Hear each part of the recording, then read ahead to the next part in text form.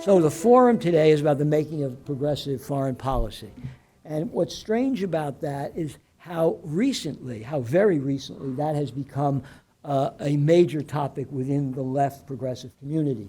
There's been a long silence, relatively speaking, extending really beginning in the Clinton years and maybe beginning before that, all through the Bush and Obama years, about with respect to foreign. There have been occasional moments, obviously the pre-war protests about Iraq and so on, but largely a silence from the progressive community about what a progressive foreign policy would look like.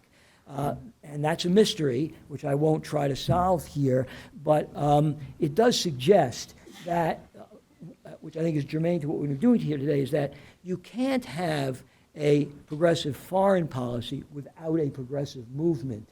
And you really can't have a progressive movement without a foreign policy. And that's the sort of crux of sort of the premise of us gathering here today. So I'm not a nationalist.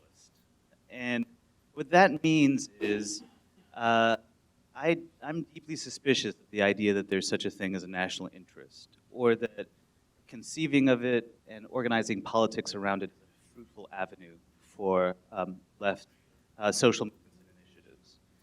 My basic view is that there are fundamental conflicts in American society between groups that are oppressive and those that are oppressed. There are a number of different kinds of cleavages, and that the language of the national interest, especially when it comes to foreign policy, does a huge amount of work to essentially paper over these conflicts and create a fictitious account of a harmonious we the people. This is a view that had been a fairly central perspective within left politics for large chunks of the American past, particularly in the early parts of the 20th century. That figures within the labor movement oftentimes understood foreign policy as something that had to be independent from the security objectives of the state. So the labor had to have its own independent foreign policy. Within the black freedom struggle, there had to be an independent black foreign policy based on the idea that who you're in solidarity with is not necessarily bound to who you share national identity. That it might be the case that your solidaristic attachments are with communities abroad, whether or not they're American. And I think just concretely, we can see the problems of the focus on the national interest and how Trump, for example, has claimed a kind of economically populist space, especially when he talks about trade. So Trump's trade talk about tariffs is all about this idea that there are certain kinds of threats to a nation-based working class. But for all of the kind of heterodoxy behind the idea, who is it that's in fact the threat? It's members of a working class abroad. It's foreign workers that are somehow threatening the jobs of domestic workers, rather than the structure of American capital and its domestic abettors, where in point of fact, like his tariff policies are really a grab bag of payoffs to corporate interests in a way that cleaves and cuts class solidarity. And so, my basic thought or worry is that if we persist in using this language as a way of thinking about foreign policy, essentially what we're going to do is be blind to the communities that folks that are oppressed domestically are actually in solidarity with, and make it very difficult to conceive of what a social movement-based foreign policy would be. So I don't think countries have foreign policies.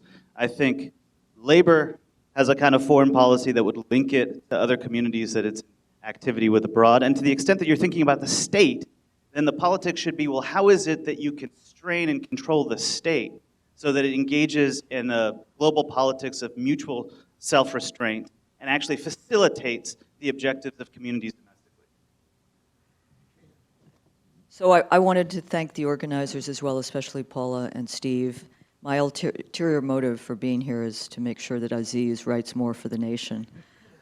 And there are many people in this audience, including Bob Dreyfus, who should be up here, not me. But this is a vexing question. When Steve Fraser opened our conversation, I guess a week ago, and said we're going to start with this, I think Aziz put it very powerfully. I think in a society scarred by systemic racism and sexism, the idea of a national interest may be an oxymoron. If you do think or try to think of the national interest more in the context of synonymous with the public interest. There is the possibility of putting social and economic dignity at the center of that, but you still have the stress of even the fundamental values which we speak of, justice, equity, freedom, can be upended, deformed, diffused by a nationalism that is so pervasive at this time.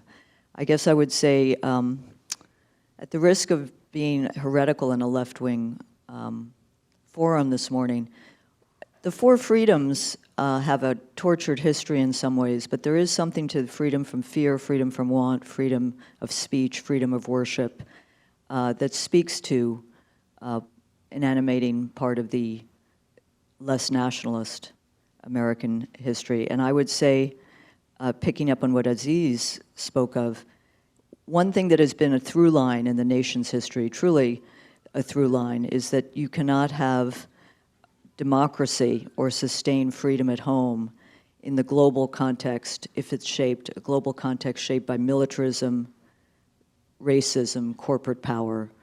So I don't have an easy answer because I think it's a question that continues to need to be debated, and I will leave it at that. You know, I guess my view about this is that I think it's really important to think seriously about what was emancipatory and what was problematic about the New Deal order. And the heart of what was emancipatory was the effort to take seriously the principle of social democracy and conceive of it as something that applies domestically to everybody and globally as a kind of basic condition of a world order. And in that way, I think that principles of social democracy should be at the heart of not only, a domestic agenda that ties things like Medicare for all to the Guaranteed Jobs program, but also how the U.S. conceives of its role abroad or internationally. So, reversing the focus on austerity and neoliberal economic policies, privatization, the presumptive right of corporate property rights that are understood to be transnational and unconstrained, confronting tax havens. So there's an entire way of thinking of one element of the New Deal vision as bound to what should be pursued in the present. The problem with the New Deal order, among many problems, so there's a domestic issue of the extent to which this was actually a universal aspiration and for racial politics in the U.S., status of farm workers, domestic workers. But along with that, one very significant problem was the way in which the idea of a global New Deal, you see this explicitly with, let's say, the Marshall Plan, something that Ted Furtick has written about in N+1, was married to war making, to American empire. And in a sense, the presumption was that the U.S. is a globally unique and exceptional nation. It enjoys international police powers and global primacy. Its interests are the world's interests, and it has a right to intervene to reconstruct the domestic politics and internal economies of foreign states. And that the condition of the spread of the New Deal project was the spread of a particular kind of American power. Now, in a global confrontation with with Nazi Germany, there's a real moral power to this. But as the Cold War proceeded, based on, one of the principles, this is in a way an extension or outgrowth of freedom from fear, it became very closely associated with a set of national security and economic prerogatives that I consider quite problematic for the long-term fate, essentially, of both left politics in the U.S., but also the specific position of labor. And in a way, I think the contemporary problem is to figure out how to take that social democratic impulse and extract it from an imperial or war-making one. Is it possible in the U.S. to have a politics of social democracy that is not bound to a politics of empire? Now, that's actually been the struggle of left politics. It's something that distinguishes the left social movements, folks like from IWW or W.E. Du Bois and elements of African-American freedom struggle, from kind of like the central figures within what becomes the New Deal and Cold War security establishment.